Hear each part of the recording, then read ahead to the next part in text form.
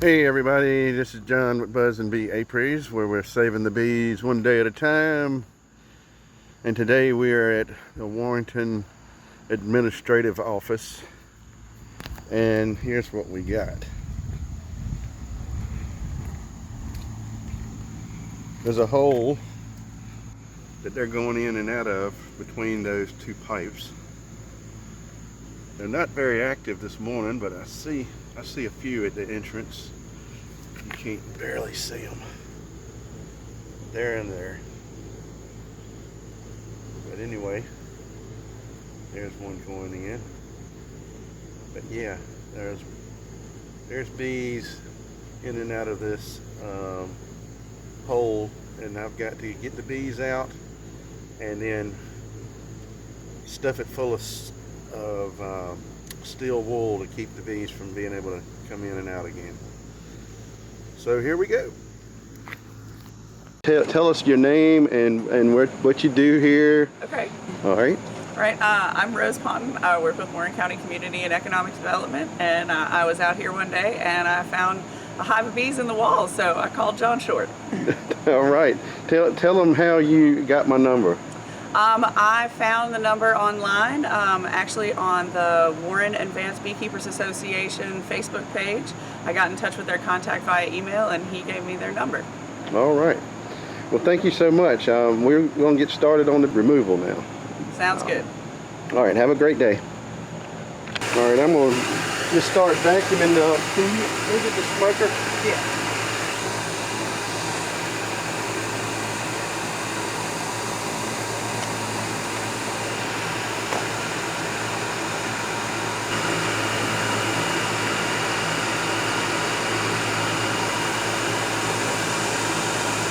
Tell you what.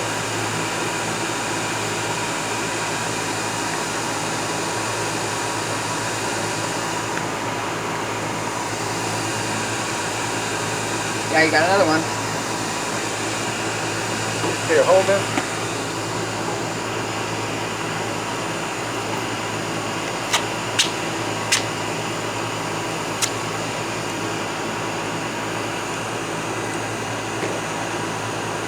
All right. This is smoker.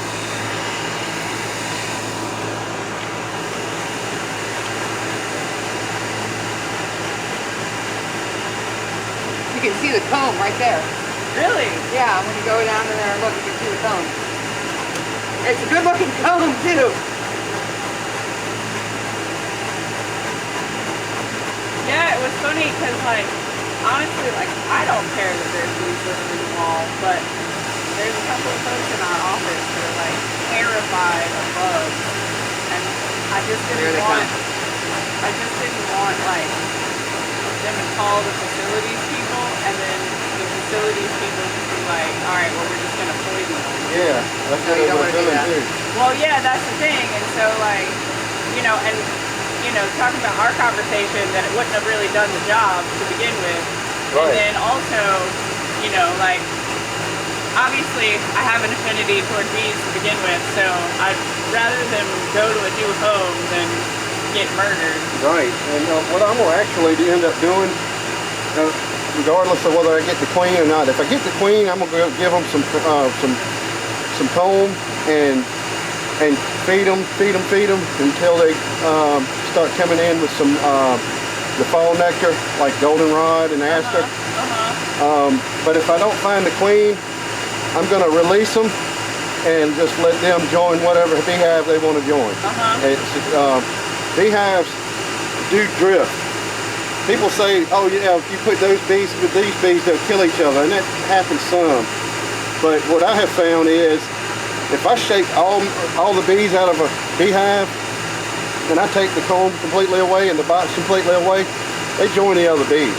They just kind of get adopted. They kind of figure out, yeah, I kind of, okay, let's live over here now. Right, that's cool. I like that. Well, I was about to say promote genetic diversity, but that's not true because none of those bees are going to reproduce. Right, it's the queen and the drones. And that's I have a joke about drones. You know, when the drone successfully mates with the queen, he dies. And I tell people, you want to know how you're in a drone congregation? How? When you see a bunch of dead drones with smiles on their face. That's great. That's great.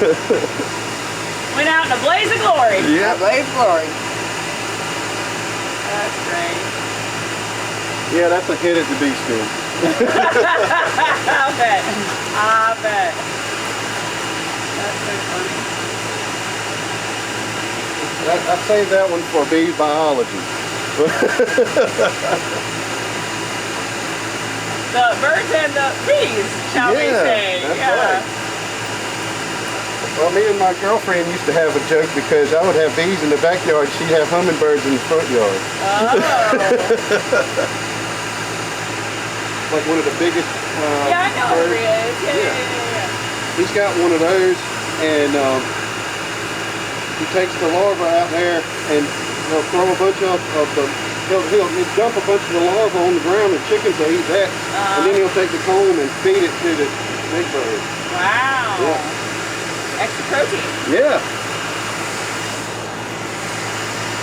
Amanda, you getting it, ain't you? I'm trying.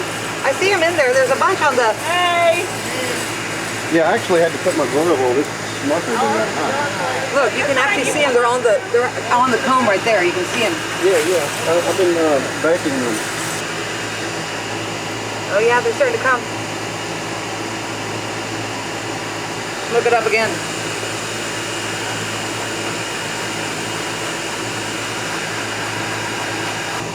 I'm taking a birthday vacation. And I'm doing a couple big jobs. Oh yeah, here we go. They're coming out now, ain't they? A little bit, not as much as you would think. Yeah, the last one I did, they poured out. Huh? The one I did with the chimney. Yeah, these don't seem like, they're like, I don't know if they've got a good spot to go hide.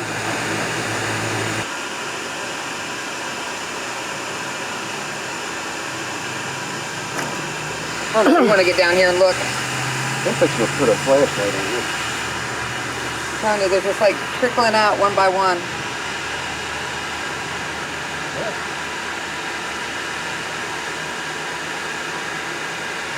Dry comb. It's really dry comb. Yeah, I think they've gotten robbed. I think they got robbed too. It's a pretty new hive, I think. Unless it's really crazy down low. They haven't robbed it completely out, because there's a bunch of honey right there. And it may be that they're down here. Yeah. The brood's down here, the honey's up here. Can you put your light in there? Oh my God! That's insane. Can I, while you got your light there, can I take a picture of that? Yeah. This is so fascinating to me, y'all. You thinking about being a beekeeper? Oh my God, yes. There's so much science to it. It really appeals to my nerd side, you know, more than I thought it would, you know what I mean? Because it applies to a lot of, you know, nerd side, environmentalist side, you know. Well, yeah, I mean, You know, homesteader side, well, you know. I mean, you know, it's like anything with, I mean, to a certain extent, can you put the light up there?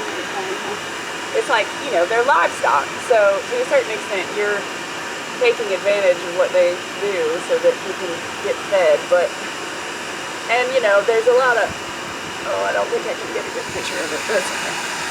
Yeah, I would say go around the pot with that. I would say. Yeah, that goes in that big part of it. Yeah, there's that.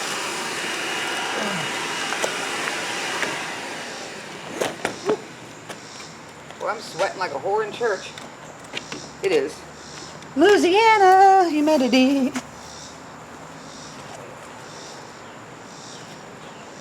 These old city buildings always look like prisons.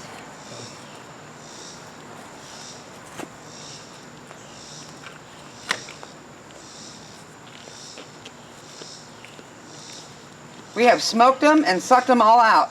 You think so? Yeah, the ones that are left. This beehive has been robbed. Pirates came. Bee pirates of the great. That is crazy. It's a tough world out here, man. I'll tell you what, it really is. I have to stand in the shade. Whew, it's hot. I think I'd be used to it. I spent most of my life in Texas and Louisiana, but still. You might see some bees buzzing around this entrance for a week or two until they pass. Yeah, they're gonna. The ones that are out that think that there's still something to come get are gonna keep coming back, but they're not gonna be able to get in there, and they'll eventually give up. Okay. Or they'll pass away. The bees that you see outside the hive are the oldest bees. Right. They're the foragers.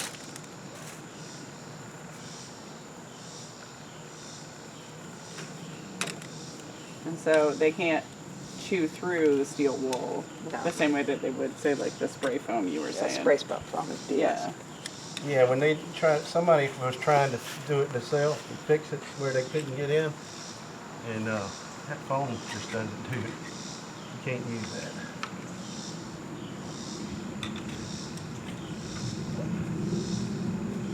And there's one little hole on the inside that they're coming out of, and that's what they were. That's how they were getting inside. Is there's one little crack I got to fill. I'll show it to you. Okay. It's like a bee plumber. Yeah. This has been fascinating. Thank you so much for coming and like just explaining it all. It's been really, really interesting. No problem. No, it's good. It's good to know how to do this. To be, when you told me that Dave told you that I was an expert. All right, guys, that is it. We have smoked the bees as much as we could. There's still a couple coming around, but I think this is a wrap. So y'all have a great day. Take care.